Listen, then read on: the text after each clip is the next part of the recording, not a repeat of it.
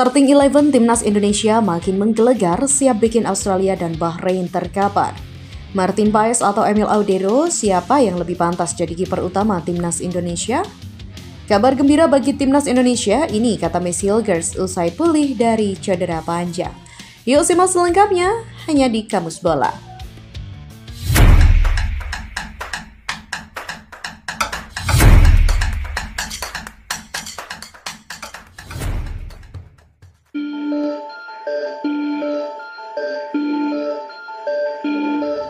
Mimpi rakyat Indonesia untuk menyaksikan tim kesayangannya beraksi di Piala Dunia 2026 sepertinya akan segera terwujud. Soalnya dua kemenangan di depan mata terbuka lebar. Pada 20 dan 25 Maret nanti, Timnas Indonesia akan melakoni laga lanjutan grup C putaran ketiga kualifikasi Piala Dunia 2026 zona Asia. Di matchday 7, Jay Itzes dan kawan-kawan bentrok kontra Timnas Australia di Sydney. Socceroos di ujung tanduk karena pada pertemuan pertama di Jakarta tahun lalu dipaksa bermain imbang tanpa gol. Begitupun dengan Timnas Bahrain, Muhara Bidilmun dipastikan menjadi santapan empuk pasukan Patrick Kluivert yang akan menjadi tuan rumah di depan ribuan publik Stadion Utama Gelora Bung Karno, Jakarta. Bahrain bukanlah kekuatan yang harus ditakuti, terbukti pada laga pertama di kandangnya, Bahrain sebenarnya sudah kalah 2-1 sebelum akhirnya diselamatkan wasit, sehingga laga yang mentas di Bahrain National Stadium dipaksakan berakhir draw 2-2. Geber persiapan jelang dua laga mendatang, PSSI juga terus melakukan persiapan baik terkait materi pemain maupun tim kepelatihan. 3 pemain naturalisasi anyar kini sudah bergabung, ketiganya adalah Ole Romeni, Deon Mark, dan juga Tim Gaipan. Mereka resmi menjadi warga negara Indonesia pada 8 Februari kemarin. Dan tak stop sampai di situ, kini PSSI juga tengah mengebut proses naturalisasi 3 pemain keturunan lainnya, yaitu Joy Pelupasi, Dan James, serta Emil Audero. Di tim kepelatihan, PSSI belum lama ini mendapuk Jordi Cruijff sebagai penasihat teknis Timnas Indonesia. Putra legenda sepanjang masa Belanda, Johan Cruijff, hal itu diharapkan bisa memberikan masukan serta saran bagi Patrick Kluivert selaku pelatih kepala. Kehadiran Jordi di ruang ganti serta sejumlah amunisi anyar pastinya membuat skuad Garuda lebih percaya diri menantang Australia dan menjamu Bahrain. PSSI jauh-jauh hari menargetkan Patrick Kluivert harus bisa memetik hasil positif dari Australia maupun Bahrain.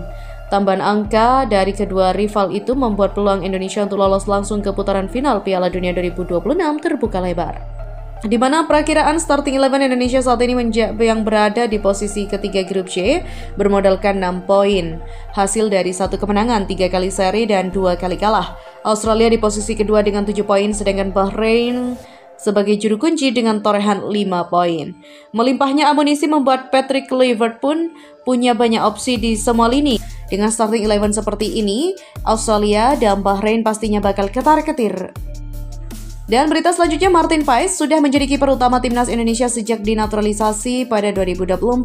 Sementara Emil Audero yang menunjukkan performa impresif di Serie B Italia kini menjadi ancaman serius bagi posisi itu. Martin Paes yang saat ini membela FC Dallas di MLS telah menunjukkan penampilan yang cukup solid di level internasional.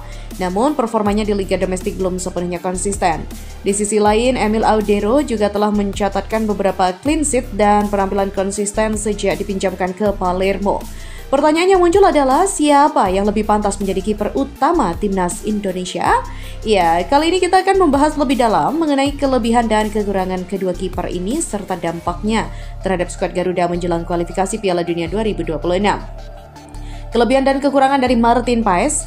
Ya, Martin Paes telah menunjukkan performa yang solid sejak bergabung dengan Timnas Indonesia. Ia berhasil beradaptasi dengan baik dan memberikan kontribusi positif di lapangan. Pengalamannya bermain di liga-liga Eropa dan MLS memberikan nilai tambah terutama saat menghadapi lawan di level internasional. Namun, meskipun memiliki kelebihan, Paes juga menghadapi beberapa tantangan. Performanya pada musim lalu belum konsisten, di mana pada musim ini ia telah kebobolan 4 kali dari 2 pertandingan dan belum pernah mencatatkan clean sheet kendati mengemaskan beberapa penyelamatan. Kelebihan dan kekurangan dari Emil Audero. Ya, Emil Audero menjadi sorotan setelah tampil cemerlang bersama Palermo di Serie B Italia. Penampilannya yang konsisten dan beberapa clean sheet membuatnya layak untuk dipertimbangkan sebagai kandidat kiper utama. Emil juga memiliki pengalaman bermain di liga-liga top Eropa seperti Juventus dan Inter Milan yang tentunya menambah kepercayaan dirinya. Namun satu hal yang menjadi catatan adalah bahwa Audero belum pernah bermain untuk timnas Indonesia.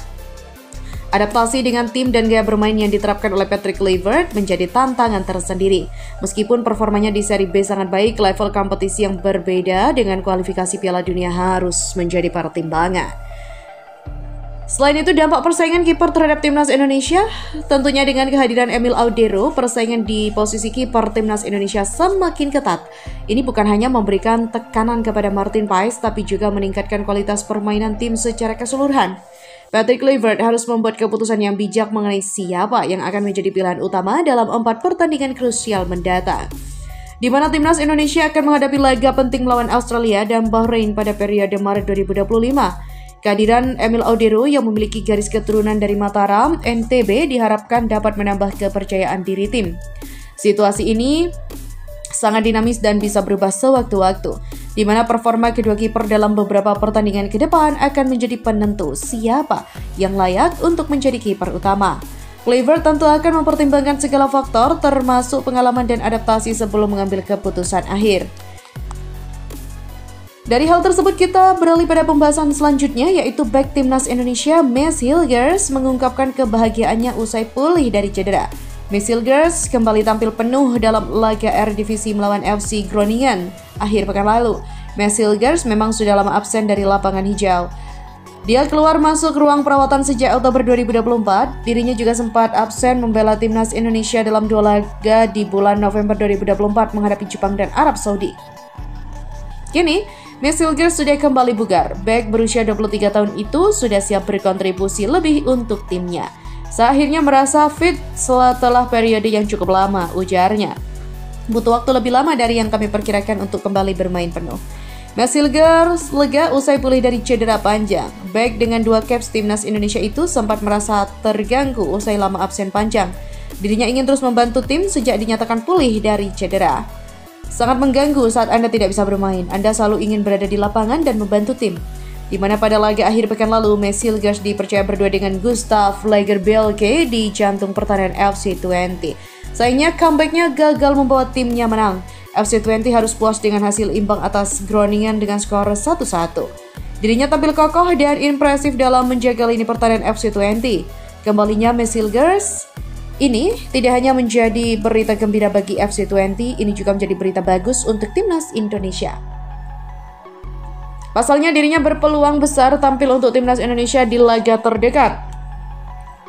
Pada laga terdekat, skuad Garuda bakal jumpa Australia dan Bahrain. Laga itu bakal digelar pada 20 dan 25 Maret 2025. Mads Hilgers bakal menjadi pemain yang dibutuhkan dalam sektor lini pertahanan skuad Garuda.